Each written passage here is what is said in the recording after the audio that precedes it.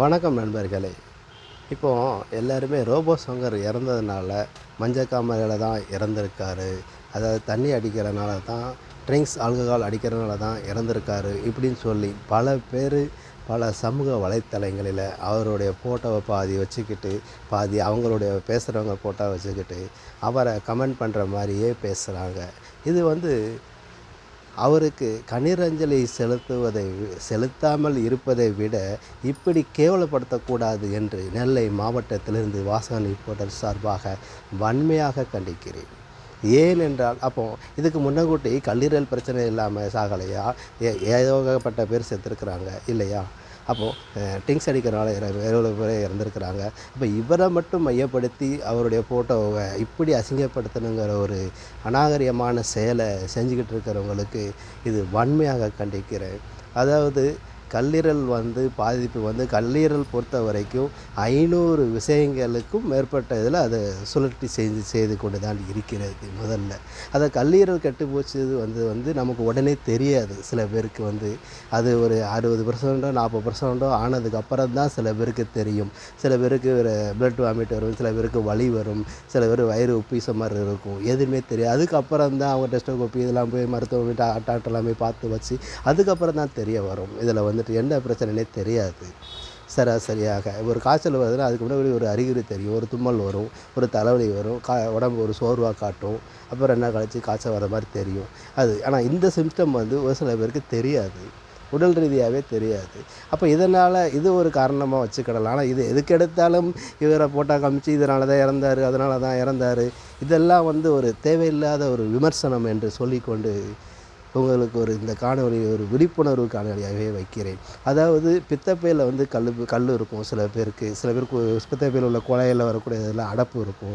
அது தெரியாமல் கூட அப்புறம் கேன்சர் ஆகலாம். இப்படி நாள்பட்டது சொல்ல முடியாது, என்ன ஒரு சிட்டிசன் சொல்லி நமக்கு தெரியாது. அதனுடைய பிரச்சனைகள் என்னென்னு நமக்கு உடல் ரீதியாக நமக்கு தெரிஞ்சால் மட்டுமே தான் தெரிய வரும். திடீர்னு பேசிக்கிட்டே இருக்கிறோம், திடீர்னு வலிக்குது, உடனே வலிக்குதுன்னு சொல்கிறோம். அந்த 5 நிமிஷத்துக்குள்ளே என்னால் நடக்கலாம் இல்லையா? மேபி இதுக்கு என்ன சொல்ல முடியும் உங்களால்? உடனே 108 தூக்கிட்டு போவாங்க, அதுக்கு போகிறவங்கள இறந்துட்டான்னு சொல்லுவாங்க இல்லையா? இதுதான் நடந்துக்கிட்டு இருக்குது. இதனால தான் இறந்தாருன்னு சொல்லி ஸ்ட்ராங்காக யாராலும் சொல்ல முடியுமா? சொல்ல முடியாது. புல்லுத்தடிக்கு கீழே விழுந்தவன் இருக்கிறான், புல்லுத்தடிக்கு கீழே இறந்து போனவன் இருக்கிறான். மொட்டை மாடியிலேருந்து கீழே குதித்தவன் கால் மட்டும் நொறிஞ்சி உயிரோடு இருக்கிறான்.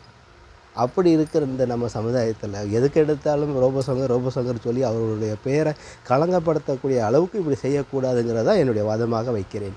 ஆகவே மரணம் எப்படி வேண்டாலும் நிகழலாம். அதுக்காண்டி தண்ணி அடிக்கிற எவ்வளோ தண்ணி அடித்து ரோட்டில் விழுந்து கிடப்பான், அவன் உயிரோடு தான் இருப்பான் இல்லையா? மோஸ்ட்லி தண்ணி அடிக்கிறனால தான் லிவர் கெட்டு போகுதுன்னு சொல்லி யாராவது ஒரு ஆள் கரெக்டாக சொல்லுங்கள். எங்கே போனாலும் சரி, எந்த ஆஸ்பத்திரி எந்த மருத்துவமனை போனாலும் சரி, உடனே கேட்கக்கூடிய கேள்வி என்ன கேட்குறாங்க? என்ன சாப்பிட்டீங்க நேற்று?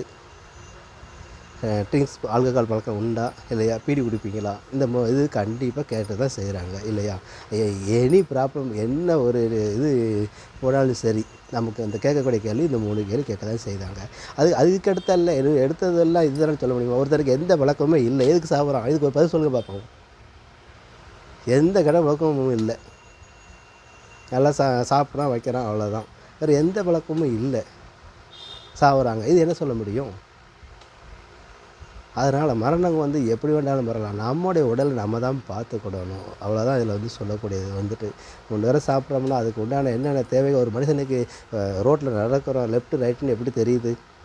லெஃப்ட்டில் போனால் லெஃப்ட்டில் தான் போகணும், லெஃப்ட்டில் போகக்கூடிய ரைட்டில் போனால் அடிப்பட்டு தான் சாவோம் இல்லையா? அந்த மாதிரி தான் நம்மளுடைய உடலை நம்மளே தான் பார்த்து சரி பண்ணிக்கணுமே தவிர, இதை தேவையில்லாமல் ஒரு ஆளை விமர்சனம் பண்ணுறது இப்படி ஒரு விமர்சனமாக இருக்கக்கூடாது என்கிறது வார்ன் பண்ணுற ஃபஸ்ட்டு ஒரு வார்னிங்காகவே இதை கருதப்படுகிறது. நிறைய பேர் எடுத்த உடனேயே ஒரு மீடியாவில் எடுத்த உடனேயே ஒரு ஃபோட்டோ காமிச்சு அவர் இப்படி தான் இறந்தார், அப்படி தான் இறந்தார். மஞ்சக்காமலை ஒரு நோய் கிடையாது. மஞ்சக்காமலை ஃபஸ்ட்டு ஒரு அறிகுறி தான். நமக்கு உடல் ரீதியில் ஒரு அறிகுறி தான் அந்த மஞ்சக்காமலை நோய் அப்படின்னு சொல்கிறாங்க. மஞ்சக்காமலை நோய் யாராவது சொல்லுங்க பார்ப்போம். முடியாது. அந்த உடலுடைய வெப்பத்தை தாங்க முடியாமல் தான் அந்த கண் ரெட்டிஸாக மாறி பிளட்டு பூராமே சர்க்குலேஷன் இல்லாமல் அந்த மஞ்சக்காமலைக்குள்ள தன்மையை காட்டுது. நாக்கு மஞ்சளாக இருக்கும், கண் மஞ்சளாக இருக்கும், கண் சில பேருக்கு ரெட் கலராக இருக்கும். அந்த நேரத்தில் போய் ஆல்கஹால் அடித்தா அது ஒன்றும் செய்ய முடியாது. அப்போ ஒவ்வொரு சொல்யூஷனுக்கும் ஒவ்வொரு மருந்துகள் இருக்கிறது. அதை நாம் உடல்நிலையை அது சரி பண்ணிக்கிட்டால் தான் சரி பண்ண முடியுமே தவிர, ஆளாளுக்கு ஒன்று ஒன்று சொல்லிக்கிட்டு அதை திசை திருப்பக்கூடாது என்கிறது தான் என்னுடைய வாதமாக வைக்கப்படுகிறது தவிர, யாரையும் குத்தி பார்க்குற நோக்கமும் அல்ல. ஒரு விழிப்புணர்வு காணொளியை சரியான ஒரு காணொளியை போட வேண்டும் என்பது தான் என்னுடைய நோக்கமே தவிர என்று சொல்லிக்கொண்டு விடைபெறுகிறேன். நன்றி, வணக்கம்.